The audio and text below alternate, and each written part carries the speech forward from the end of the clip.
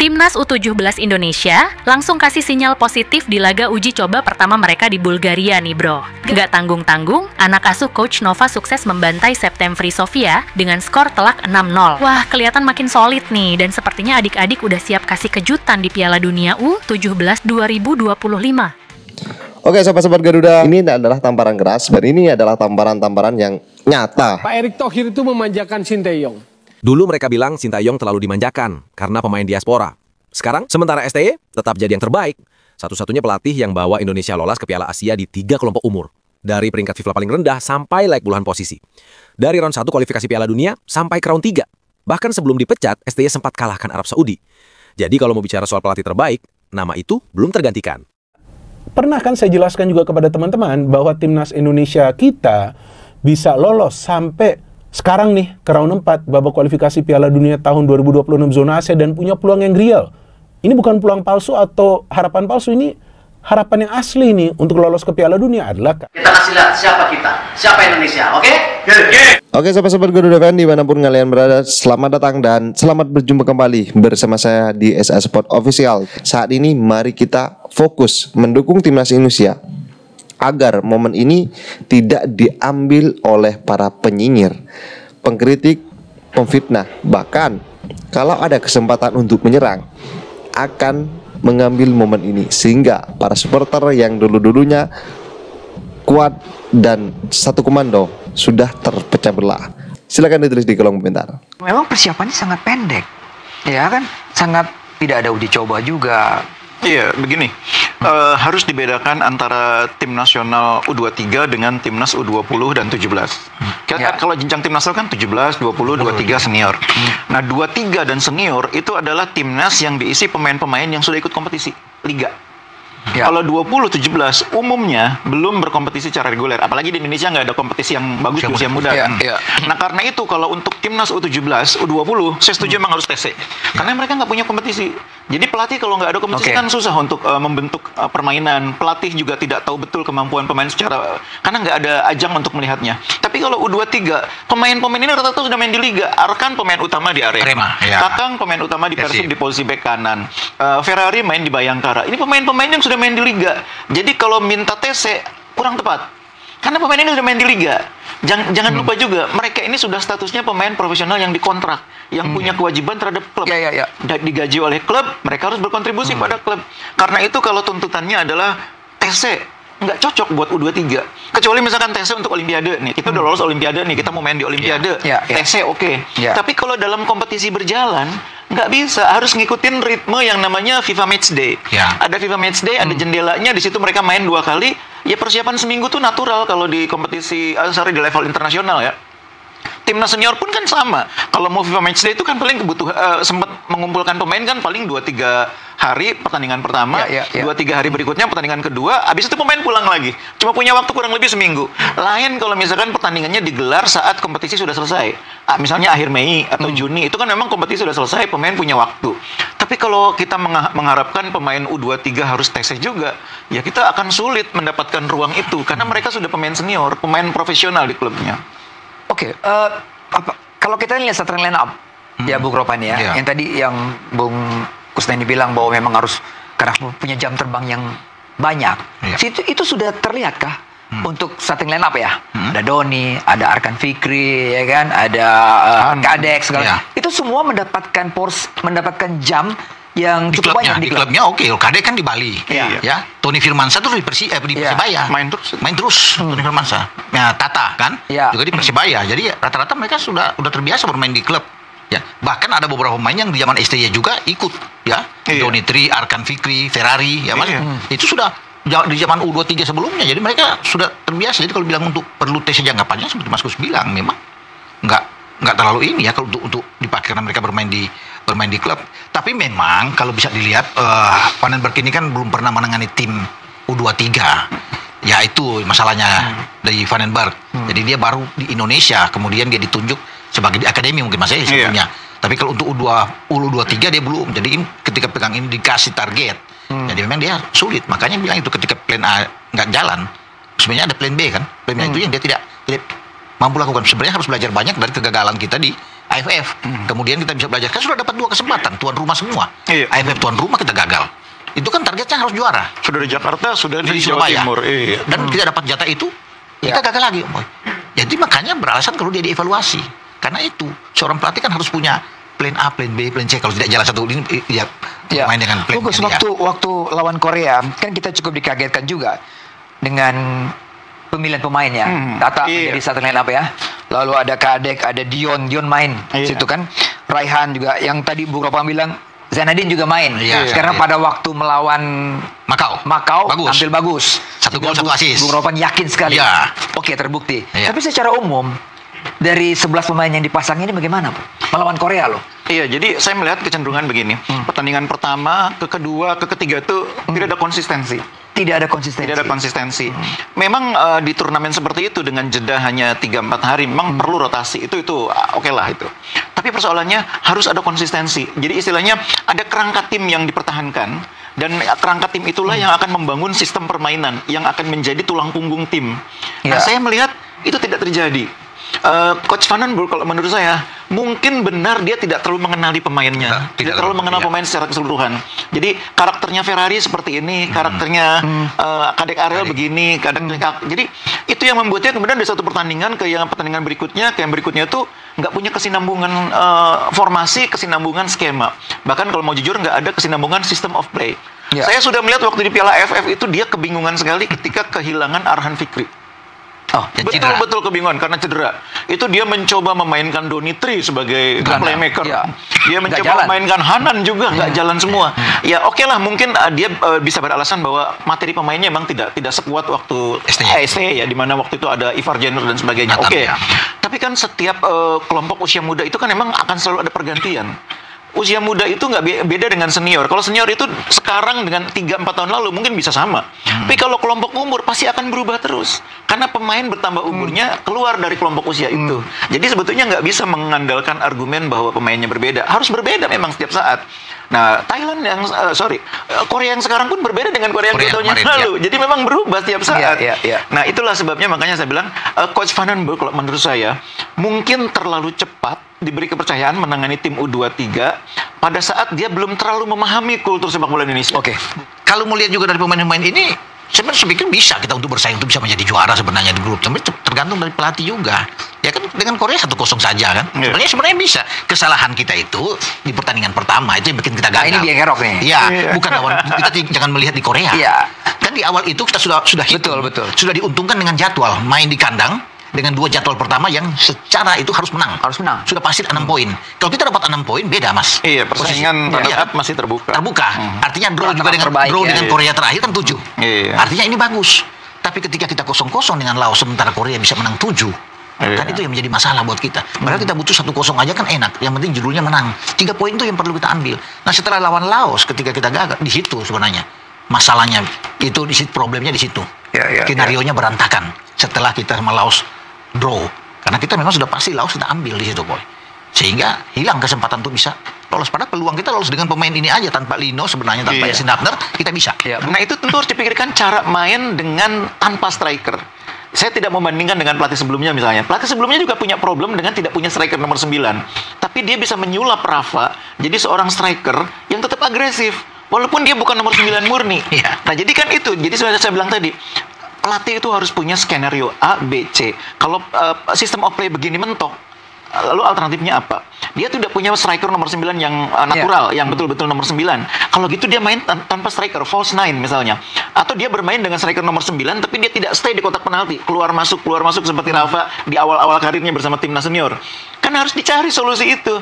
Nah itulah yang menurut saya tidak terlihat di timnas U23 kita kemarin. Dengan skenario yang sama dipaksakan, tapi tidak ada hasilnya gitu loh. Sehingga akhirnya terjadi kebuntuan, ujungnya 0 shot on target. Itu kan bagi timnas dengan materi pemain seperti Rafa Strike, Hoki Caraka, itu kan dalam tanda petik agak sedikit membebani gitu loh. Kok pemain dengan kualitas seperti itu kita nggak bisa shot on target sama sekali? Kalau saya balik lagi mengatakan itu tadi, Coach Van den Berg sepertinya tidak terlalu mengenali kemampuan pemain ini. Sehingga karakter pemain semuanya seperti apa, kelebihannya hoki apa, kelebihannya Ravan apa, kelebihannya strike apa, sehingga akhirnya skenario-nya itu tidak bisa memaksimalkan potensi pemain. Sekarang selesai U23 sudah terjadi SEA Games di depan bulan Desember. Dan juga materinya banyak pemain dari yang sekarang ini kan, Bung. Apakah yang Bung dengar Gerrard masih tetap megang ini atau masih ada pilihan lain, Bung? Saya pikir enggak. Dia nggak akan pegang, menurut saya ya. Kan belum diumumkan, belum resmi siapa yang akan pegang, tapi kayaknya enggak dia. Dan dia sudah pernah bilang kan waktu di Piala AFF selesai bahwa saya tidak akan pegang tim SEA Games. Dia akan fokus di tim U23 kualifikasi yang di Sidoarjo kemarin baru selesai. Karena itu kan tugasnya untuk meloloskan tim kita kan. Dan akhirnya gagal. Jadi ya harus ada evaluasi untuk Gerrard ini, Van den Berg. Dan itu kan urusan bagi Alexander Swiers ya sebagai Nirtek katanya kata ketua. Nah untuk melangkah ke SEA Games saya pikir pemain ini kan SEA Games ini kan U22 sebenarnya kan. Bukan U23, U22. Jadi ya harus lebih muda ya. Mungkin Raven masih bisa bermain. Ya Dion masih bisa bermain. Cuma masalahnya juga kenapa tim Guy Evans lagi oke kok nggak dipanggil. Padahal dia kan sudah naturalisasi buat apa? Dan dia sebelum bermain di U23 di Sidoarjo, dia itu bermain dengan FC Emmen di kasta kedua dan dia oke, tapi kemudian dia tidak dipanggil. Kalau ada dia opsi di kiri kan bagus dengan tim Guy Evans. Kan jauh lebih bagus. Tapi kalau bicara dengan SEA Games belum tahu siapa yang akan menangani dan pemain-pemain sebagian besar oke. Yang tampil di ini akan oke. Yang dia masih 22 atau 21 pasti akan masuk. Akan diambil. Tapi semua tergantung PSSI untuk mengumumkan siapa yang akan. Kita juara bertahan loh. Medali emas setelah 32 tahun. Coach Indra mungkin Coach Is juga akan masuk karena saya dengar ya hanya selentingan Is mungkin akan pegang. Nggak tahu apa benar apa ini.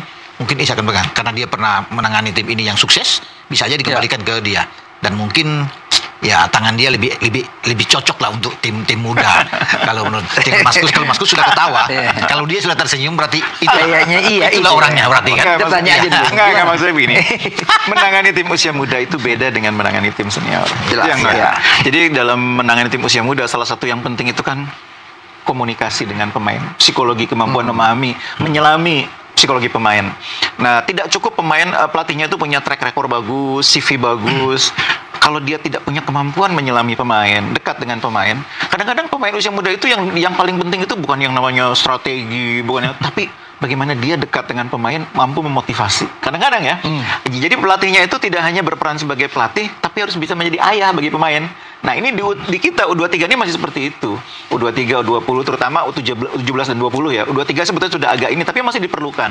Nah, makanya saya menganggap Van den Berg ini belum terlalu kenal dengan sepak bola Indonesia. Baiknya jangan dikasih tim usia muda. Membantu Kluivert di senior itu udah paling bagus sebetulnya. Kalau dia sudah setahun, 2 tahun, sudah banyak kenal, sudah banyak kultur, mungkin dia juga akan sukses di U23. Mungkin ya, tapi sekarang tampaknya terlalu cepat bagi dia. Bukan hanya Van den Berg, kalaupun dikasih ke Dani Lanzat, kalaupun dikasih ke yang lain, mungkin juga punya persoalan sama. Alec Pastur juga belum tentu bisa juga. Jadi kasih aja kalau tim usia muda itu ke pelatih kita yang sudah paham budaya sepak bola Indonesia, sudah kenal nih anak ini satu persatu gitu. Cuma memang pelatihnya harus berkualitas juga, yang punya track record bagus, yang punya CV bagus. Ya memang kalau melihat semua itu kan nama yang paling cocok siapa lagi kalau bukan Coach Indra gitu kan. Kita lihat konsep kesinambungan penanganan tim nasional itu memang biasanya dari senior itu kan ke bawah sampai ke U17 itu biasanya memiliki mazhab yang sama gitu kan. Jadi karena kita seniornya mazhabnya Belanda, memang maunya Belanda semua ke bawah. Tapi yang juga tidak boleh diabaikan bahwa sepak bola itu bukan cuma soal taktik, bukan cuma soal strategi ya. Tapi juga ada soal psikologis, soal mentalitas. Dan itu yang tampaknya belum didapat oleh pelatih-pelatih yang kita datangkan dari Belanda itu. Makanya saya sih menganggap ya kita lupakan dulu keinginan untuk membangun struktur yang berjenjang dari 17 sampai senior itu kita lupakan dulu, perlahan-lahan kita terapkan. Sekarang berikan kesempatan kepada orang yang sudah mengenali karakter pemain karena level U20 ke bawah, 23 ke bawah itu masih butuh itu. Nah, kalau kita masih pengen juara di SEA Games ya udah kasih ke orang yang sudah berpengalaman di situ. Kecuali kalau kita menjadikan SEA Games ini sekedar batu loncatan misalnya. Target kita emas lagi dong. Iya dong. Emas back to back. Iyalah. Oke. Ini karena Bungkus sudah mazhab Belanda senior. Kita langsung ke tim senior lah. Kita ngomong tim senior Bung Ropan. Tim senior Belanda banget kan permainannya kalau kita lihat kemarin lawan Taiwan, Cina Taipei dan juga lawan Libanon. Bagaimana Bung? Ya kalau kita bandingkan dengan Cina Taipei kan memang kelasnya beda. Peringkatnya jauh, kemudian kualitasnya bahkan bukan cuma 6-0 juga kita bisa menang. Mungkin lebih dari itu kita bisa dapat. Peluang kan begitu banyak. Tapi itu cocok lah, kita berterima kasih karena Cina Taipei sudah bisa menggantikan posisi Kuwait kan. Kalau nggak ada cuma 1 match lawan Lebanon doang. Rugi dong kita. Jadi itu kesempatan dijadikan juga oleh Clifford ketika ada Cina Taipei atau Taiwan ini, semua pemain yang belum banyak dapat jam bermain, termasuk dengan datangnya kembali Mark Klok setelah 1,5 tahun itu kan bisa dimainkan. Dan semua ingin membuktikan kan.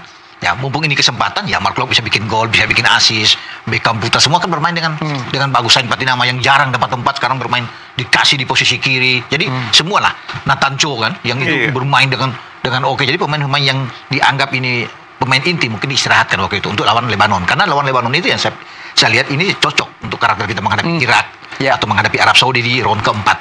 Ya, sehingga itu terkesima juga ataupun melihatnya sesuatu yang beda gitu dengan timnas melawan Libanon terutama. Iya, jadi saya melihat gini, untuk pertama kalinya saya melihat filosofi sepak bolanya Clifford itu bisa diterapkan di 2 pertandingan kemarin. Itu untuk pertama kalinya.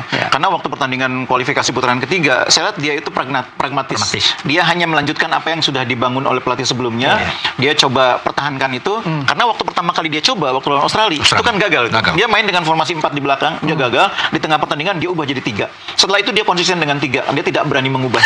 Nah, sekarang ini karena bukan pertandingan resmi, hanya uji coba, dia berani bereksperimen. Dan baru kemarin tuh filosofinya tuh kelihatan tuh filosofi sepak bola yang ingin dikembangkan Clifford. Hasilnya memang tidak maksimal karena lawan Lebanon kita nggak mencetak gol. Tapi kalau kita lihat system of play, bagaimana kita mengontrol permainan, bagaimana kita memanfaatkan wing wondersnya Belanda itu, Miliano di kanan, kemudian di kiri bergantian. Kelihatan bahwa kemarin itu adalah gambaran tentang apa yang ingin dibangun oleh Clifford di timnas senior dan baru bisa dieksekusi dalam pertandingan uji coba. Nah, masalahnya kemarin lawan Lebanon nggak bisa mencetak gol. Nah, itu yang dikhawatirkan orang. Kalau lawan Irak nanti nggak bisa bikin gol juga, lawan Arab Saudi nggak bisa bikin gol, kan berarti nggak lolos dong. Kan kita harus menang, harus juara grup. Karena kalau nggak juara grup, udah ditunggu Bolivia loh. Itu lebih berat. Kita masuk ke zona yang sana ya. Kalau kita putaran kelima itu ketemunya Bolivia lebih berat. Jadi kalau bisa lolos di sini, kalau mau lolos di sini, kalahkan itu Arab Saudi, kalahkan itu Irak. Nah, jadi apa yang sudah ditunjukkan kemarin itu sudah bagus. Nah, sekarang tinggal bagaimana strikernya. Nah, ini persoalannya, strikernya kemarin itu yang nggak ada. Mauro menurut saya belum lah, untuk senior belum. Apalagi dia ini baru pertandingan pertama ya. Jadi saya tidak menyalahkan Mauro karena memang dia baru ya. Dia butuh waktu adaptasi. Tapi kalau untuk bulan Oktober, menurut saya sih masih harus Ole. Kalau bukan Ole ya saya memang melihat ini udah bagus sih cara mainnya, sistemnya. Opsi pilihan pemain juga udah banyak nih. Di belakang menurut saya yang paling padu itu kayaknya sih sekarang IJ sama Dix kan.